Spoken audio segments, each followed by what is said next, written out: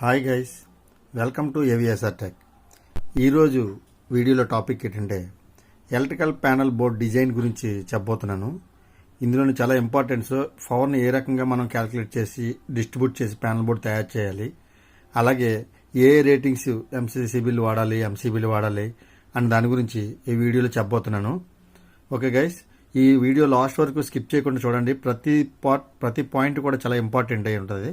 అంచేత మీరు కొద్దిగా లాస్ట్ వరకు స్కిప్ చేయకుండా చూస్తారని ఆశిస్తున్నాను. అలాగే మన ఈ ఎలక్ట్రికల్ ప్యానల్ బోర్డు తాలూకా డిజైన్. దీనికి ఇది ఇన్కమింగ్ 800 amps ACB వాడాను. ACB అంటే మీకు తెలుసు, air circuit breaker, air circuit main incomer అనమాట వాడాను.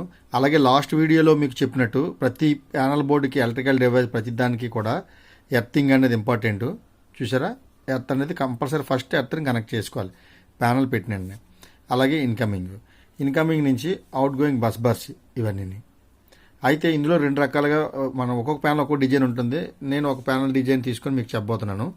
అలాగే మన పవర్ డిస్ట్రిబ్యూషన్ అంటే ఈ మెయిన్ ప్యానల్ నుంచి వేరే రూమ్కి, వేరే ఎలక్ట్రికల్ డీబీకి ప్యానల్కి సప్లై తీసుకెళ్ళాలి అనుకున్నప్పుడు చూడండి, ఇక్కడ ఇది బస్ బార్ ఛాంబర్, ఇదంతా బస్ బార్. ఇక్కడ నుంచి ఇలా కిందకి బస్ బార్, ఇక్కడ నుంచి పవర్ తీసుకున్నాం. ఇదేంటి 125 amps MCCB నుంచి ఇక్కడ ఇది కేబుల్ ఛాంబర్ అనమాట. డైరెక్ట్గా కేబుల్ చూడండి, PCB పవర్ కంట్రోల్ బోర్డు అంటే అవుట్ గోయింగ్. ఇక్కడ నుంచి అవుట్ గోయింగ్ వెళ్ళి ఛాంబర్స్ కేబుల్స్ అన్నీ కూడా ఈ రకంగా లోపలికి ఎంటర్ అయ్యి వీటికి కనెక్ట్ చేయడం అనేది జరుగుతుంది. అలాగే ఒక ఛాంబర్ కెపాసిటీ వచ్చి 125 amps, ఒకటి వచ్చి 100 amps, ఒకటి వచ్చి ఇంకొక 100 amps, తర్వాత 100 amps MCCB, అలాగే 100 amps MCCB అంటే మీకు తెలుసు కదా, moulded case circuit breaker. Okay guys, okay, ఇదంతా పవర్ అనమాట. అంటే ఇక్కడ నుంచి వేరే ప్యానల్కి, వేరే రూమ్కి పవర్ అనేది డిస్ట్రిబ్యూట్ అవుతుంది ఇక్కడ నుంచి. ఓకే, ఈ పార్ట్ ఇది. ఇక్కడ నుంచి ఈ పార్ట్కి వచ్చేసరికల్లా ఇది మెయిన్ మోటార్ కంట్రోల్ సెంటర్ అనమాట. ఇదేంటి MCC మోటార్ కంట్రోల్ సెంటర్. అంటే ఈ ప్యానల్ బోర్డు ఉన్న ఏరియాలోని కొన్ని మోటార్స్ ఉన్నాయనుకుందాం. దానికోసం ఏం చేయాలంటే మనం కాంటాక్ట్స్ పెట్టుకుంటాం. అంటే డైరెక్ట్గా బస్ బార్స్ నుంచి ఇక్కడ మెన్షన్ చేయడానికి ప్లేస్ లేదు కాబట్టి ఇక్కడ మెన్షన్ చేశాను. ఈ పార్ట్ ఏంటంటే MCB అనమాట. 3 పోల్ MCB పెట్టుకున్నాం. ఇవన్నీ 3 పోల్ కాబట్టి 3 పోల్ MCB పెట్టాము. 3 పోల్ MCB నుంచి కాంటాక్ట్కి ఇచ్చాం. కాంటాక్ట్ క్లోజ్ అయిన తర్వాత ఇది అవుట్ గోయింగ్ అనమాట. మళ్ళీ ఇక్కడ నుంచి కేబుల్స్ ఉన్నాయి కదా, మోటార్కి వెళ్ళి కేబుల్స్ అన్నీ కూడా ఈ రకంగా ఎంటర్ అయ్యి వీటికి కనెక్ట్ చేయడం జరుగుతుంది. అయితే ఇక్కడ ఒక నోట్ చేయవలసిన పాయింట్ ఏంటంటే, ఫర్ ఎగ్జాంపుల్ మనకి మోటార్ తాలూకా లోడ్ వచ్చేసి ఫర్ ఎగ్జాంపుల్ 9 amps అనుకుందాం. అంటే 9 amps కరెంట్ తీసుకుంటుంది అనుకుందాం. ఇది స్టార్టింగ్ టైము 3 times ఎక్స్ట్రా తీసుకుంటుంది అనమాట. 9 into 3 times అంటే 27 amps తీసుకుంటుంది స్టార్ట్ చేసిన వెంటనే. అందుకని 27 ampsకి విత్ స్టాండ్ అయ్యే MCBని మాత్రమే ఇక్కడ వాడాలి. అంటే నియర్లీ 27 అంటే ఎంత, దాని దగ్గరలో ఏంటి ఉంది, 32 amps ఉంది. మనం ఇక్కడ 32 amps MCBని వాడాలి. ఓకే ఫ్రెండ్స్, ఏదైనా ఫర్ ఎగ్జాంపుల్ 5 amps తీసుకుంటుంది అనుకున్న లోడ్, 5 amps అంటే 5 amps into 3 అంటే 15 amps. 15 amps దగ్గరగా మనకి MCB ఏది ఉంది, 16 amps ఉంటుంది. అలాగే 16 amps. ఆ రకంగా ఈ MCBని వాడుకోవాలి.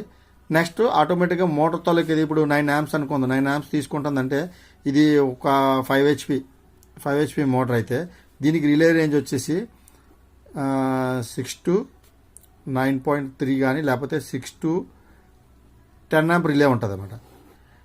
అది ఈ కాంటాక్ట్ దగ్గర పెట్టుకుంటే అది సపరేట్ ఇది, అది దాని గురించి మీకు క్లియర్గా చెప్తాను తర్వాత వీడియోలోని.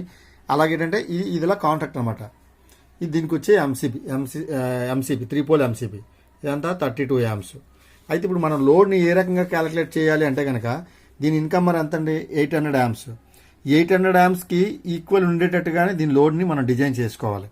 అంటే ఎంత, ఇప్పుడు పర్సపోజ్ చూడండి, ఇదంతా 125 amps. 100 amps ఏంటండి, 1 2 3 4 అంటే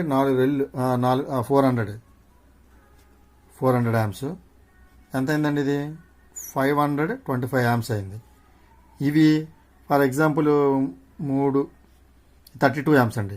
ఇదో 32 amps, ఇదొక 16 amps, ఇదొక 16 amps MCCB. అంటే డిపెండ్ ఆఫ్ లోడ్ని పెట్టి మీకు అప్రాక్సిమేట్ ఎగ్జాంపుల్ చెప్తున్నాను. ఎంత అయిందండి, 1 2 3 ఈ 2 కలిపి 32, 4 32లు, 32 into 4, 4 8 4 12, 128, 525 into 128, 8 13,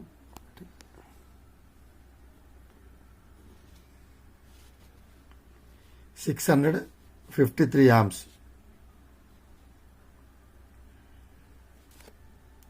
2 3 4 okay 400 125 okay 653 amps. ఇక్కడ రేటింగ్ ఎంత ఉందండి, 800 amps ఉంది. ఈ 800 amps ఎంసీసీబీలో కూడా అడ్జస్టబుల్ ఉంటుంది అనమాట. ఈ ఎయిర్ సర్క్యూట్ బ్రేకర్లోని అడ్జస్టబుల్ అంటే అంత 0 to 800 amps ఉంది కదండి. మనకి ఇక్కడ లోడ్ ఎంత ఉందండి, 653 ఉంది. అంటే నియర్లీ 700 amps దగ్గర సెట్ పాయింట్ పెట్టుకోవాలన్నమాట. ఈ ఏసీబీకి 700 amps దగ్గర నువ్వు సెట్ పాయింట్ పెట్టుకున్నట్టయితే బై ఛాన్స్ ఇది ఏదైనా షార్ట్ సర్క్యూట్ అయ్యి హై కరెంట్ తీసుకున్నట్టయితే 700 amps అబోవ్ తీసుకున్నట్టయితే ఇది మెయిన్ ఇన్కమర్ అనేది ట్రిప్ అవుతుంది. ఓకే ఫ్రెండ్స్, అలాగే ఈ ఎంసీసీబీలకు కూడా అడ్జస్టబుల్ ఉంటుంది, ఫిక్స్డ్ ఉంటుంది.